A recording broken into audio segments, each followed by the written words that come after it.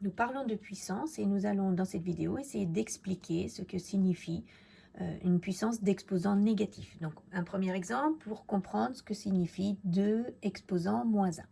Si je pars du nombre 1 et que je multiplie par 2, j'obtiens 2.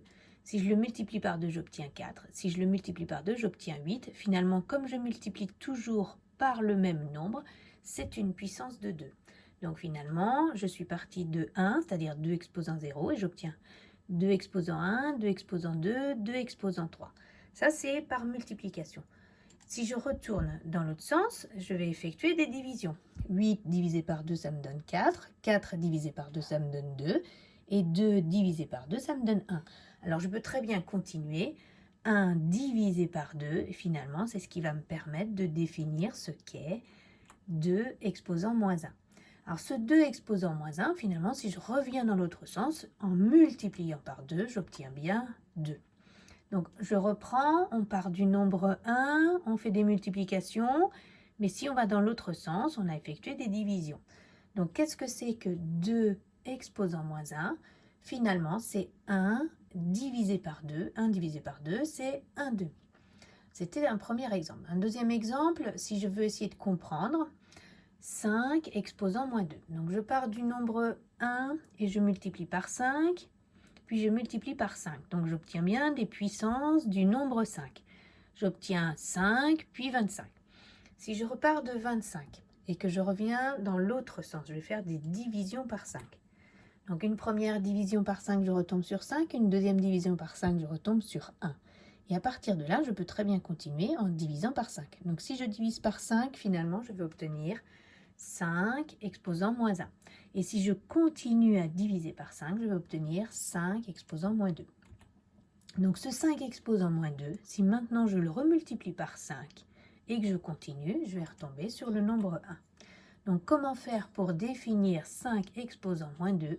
Finalement, c'est partir de 1, puis diviser par 5 successivement 2 fois.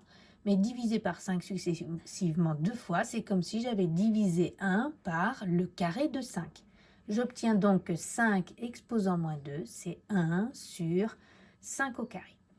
Un autre exemple avec un nombre négatif à une puissance ou à un exposant négatif, c'est-à-dire moins 7 exposant moins 3.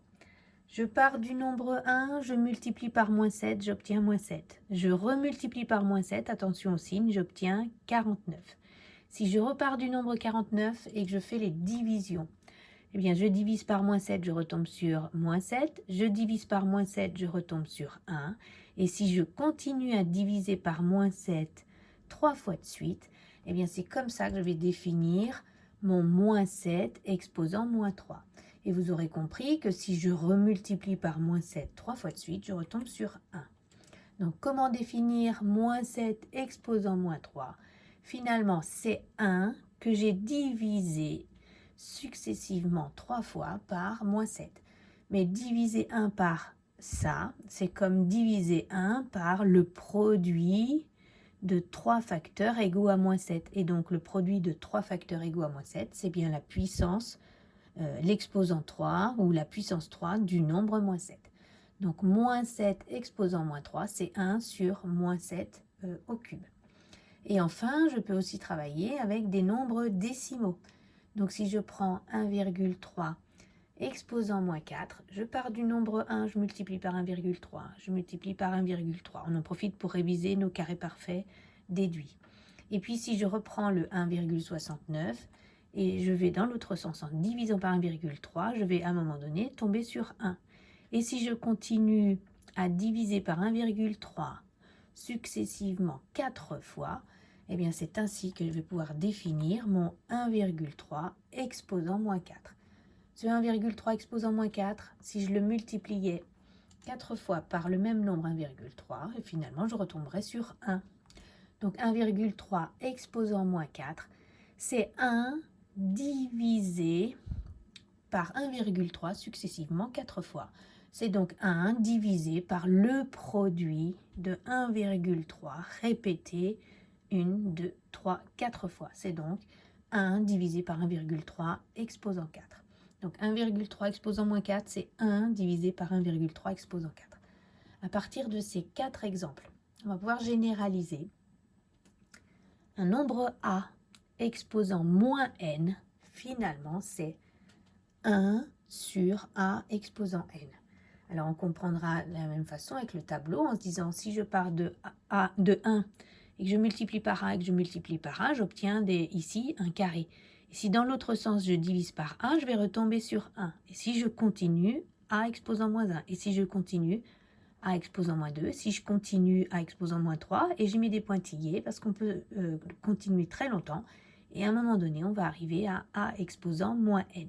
Eh bien, ce A exposant moins n, il est obtenu à partir du 1 en le divisant successivement n fois par le nombre A. Et donc, si on a divisé n fois par le nombre A, c'est comme si on avait divisé par le produit de A fois A fois A. Et ça, c'est exactement A exposant n. Donc, la définition pour un nombre A qui est relatif, donc entier ou décimal ou même fractionnaire, eh bien, A exposant moins n, c'est 1 sur A exposant n. Et donc, A et n, ce sont des nombres qui n'ont pas le droit d'être égaux à 0. Voilà.